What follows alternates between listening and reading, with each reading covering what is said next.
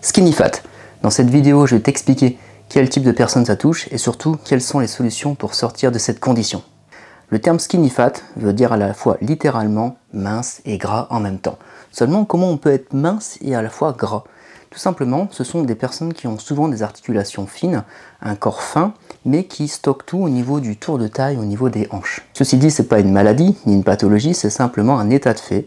Et durant ma carrière, j'ai eu affaire à de nombreuses personnes assujetties à ce terme Skinny Fat qui est un peu péjoratif, mais c'est une réalité. Donc je vais vous expliquer dans cette vidéo comment faire pour sortir de cette situation et avoir un physique qui vous convienne.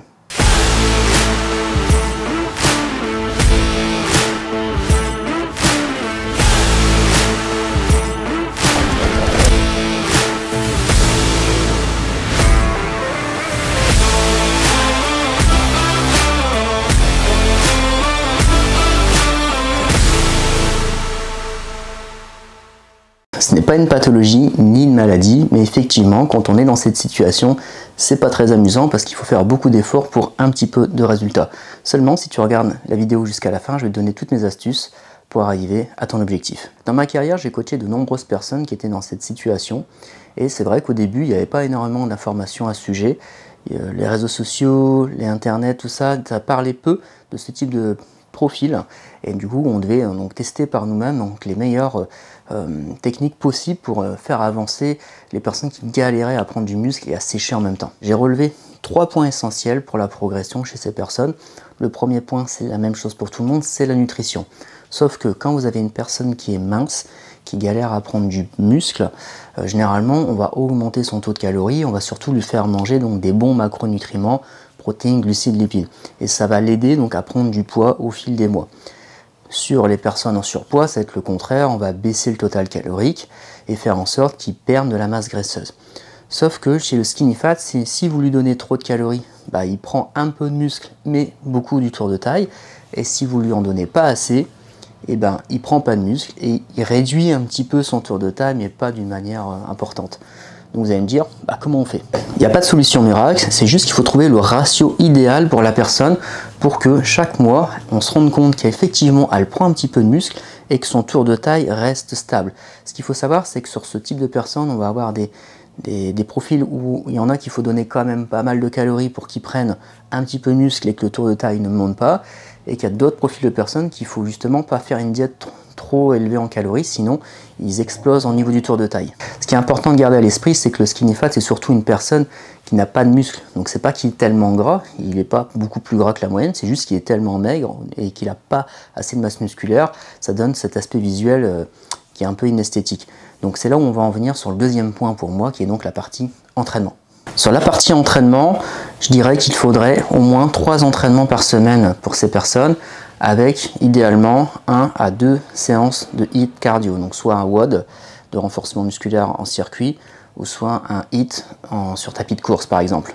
En musculation, si la personne est débutante, il faudra respecter les étapes, c'est-à-dire bien faire les entraînements full body, après des entraînements split, développer progressivement la force parce que ce sont des personnes qui n'ont pas assez de force. Donc il faudra également éviter de mettre des charges trop lourdes en tant que coach ou se baser sur la moyenne qu'on a en tant que coaché. C'est-à-dire si vous mettez 30 kg en biceps à la barre et que lui il en soulève que 10, ça va le décourager. Donc il faut plutôt mettre une barre un peu plus basse en termes de kilogrammes et que lui il atteigne l'objectif. Si on lui dit c'est 12 répétitions, il faut qu'à la 12e il soit cuit quoi. Et c'est pas grave s'il est cuit à 10 kg. Donc ça c'est important pour qu'il prenne confiance en lui et que cette personne gagne en force progressivement, parce que le but du jeu ce sera de lui amener vers de l'intensité au niveau de l'entraînement. Et l'intensité ça va passer forcément par des cycles d'entraînement, mais pas des cycles traditionnels comme on pourrait le faire avec une personne lambda qui prend facilement du muscle. Qu'est-ce que je veux dire par là? C'est qu'à un moment donné, quand la personne elle a un niveau de pratique un peu plus important, au moins 6 mois de pratique, on va commencer à mixer les méthodes. Donc on peut avoir du travail à la fois plus lourd et plus léger au sein de la même séance. Le but du jeu, c'est de choquer régulièrement l'organisme en mettant des exercices un peu atypiques et en mixant également des mouvements de base, des mouvements polyarticulaires, des mouvements d'isolation, en mixant les barres, les haltères, les machines convergentes et les poulets. L'idée c'est d'être sur un schéma vraiment assez original au niveau des des séances, pas se retrouver avec une séance conventionnelle du 4x8 en lourd sur que des exercices de base. Ça marchera pas forcément chez le skinny fat. En ce qui concerne le cardio, comme je l'ai dit tout à l'heure, il faut privilégier les circuits HIIT, le crossfit endurance, des choses comme ça, plutôt que de faire une course à pied de 1 heure à 8 km/h. C'est vraiment pas le but. Le but du jeu, c'est qu'il y ait une dépense calorique importante avec des exercices suffisamment intensifs pour la personne, mais pas trop intensifs par rapport à son niveau de pratique. De toute façon, en skinny fat, quand vous partez sur un coaching avec un skinny fat ou que tu es skinny fat, il faut se donner au moins 2 ans en termes de progression. C'est-à-dire que on va progresser, c'est juste que c'est plus long que les autres personnes, et c'est là où on en vient au 3e point qui est la psychologie. Et pourquoi la psychologie? Tout simplement parce que ces personnes savent qu'elles sont minces et qu'elles ont un peu de surpoids au niveau du tour de taille des hanches. Elles le savent, ils ne sont pas idiotes, elles le voient sur les photos, elles se comparent aux gens autour d'eux, et surtout elles se comparent aux efforts qu'elles font par rapport à d'autres qui font moins d'efforts et qui progressent plus. C'est un état de fait. Donc, quand les personnes font appel à un professionnel, elles le savent un peu au fond d'elles, et quand on leur dit les choses et qu'on leur explique honnêtement, généralement ça se passe bien. C'est-à-dire qu'on leur dit simplement, voilà, on sait que sur ce profil-là c'est un peu plus long, mais avec des efforts on y arrive. Et ce qui est bien avec les personnes qui sont dans le profil skinny fat, c'est que ce sont des personnes courageuses, qui lâchent pas. Et ce que j'aime beaucoup, c'est qu'au final, quand ces personnes-là continuent à s'accrocher, respectent bien le programme, respectent le coach, respectent la diète, et sont assidues sur plusieurs mois, voire plusieurs années, eh ben, elles vont finir parfois par dépasser des gens qui ont certaines facilités. En effet, c'est comme à l'école, on a tous l'image de la personne qui apprend rien et puis qui a toujours 20 sur 20, et puis celui qui apprend, et puis qui au final, il a juste à peine la moyenne. Vous voyez un peu l'idée, mais au final, il a quand même son année et il progresse dans son circuit. Par contre, la personne qui a toujours 20 sur 20, à un moment donné, elle va être confrontée à des difficultés. Si elle veut rentrer en prépa, il va falloir bosser. Si elle n'a jamais été habituée à bosser, c'est compliqué.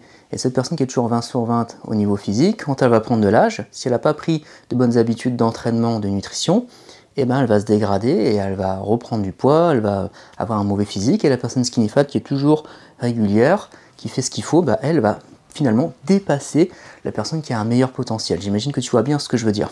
Bref, tu l'as compris, le profil skinny fat, c'est pas simple, et c'est pour ça qu'il vaut mieux faire appel à un accompagnant, à un coach, qui va t'aider si tu es dans ce profil-là, ou si tu connais des personnes qui ont ce type de problème et qui a tendance à se décourager parce qu'elle n'avance pas, il vaut mieux orienter vers un professionnel.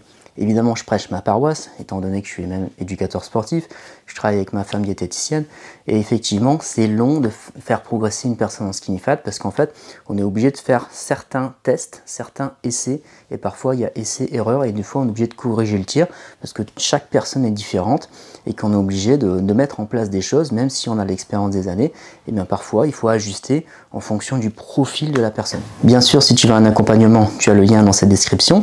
J'espère que cette vidéo t'a plu. Si c'est le cas, n'hésite pas à mettre un petit j'aime, à t'abonner et à partager cette vidéo. Et moi je te dis à la semaine prochaine pour la suite des vidéos. Bye bye.